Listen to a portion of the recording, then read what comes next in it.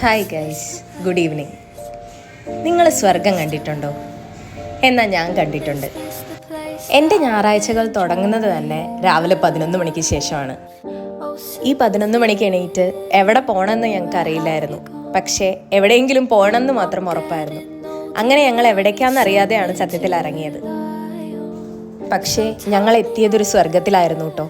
കൊച്ചിയിൽ നിന്ന് വെറും 2 മണിക്കൂർ മാത്രമുള്ള സ്വർഗം. ഇതാണ് ഇലവിഴ പൂഞ്ചിറ. എന്ത് ഭംഗിയാലേ കാണാൻ. ഫുള്ള് കോടയായിരുന്നു കേട്ടോ ഞങ്ങൾ പോയപ്പോൾ.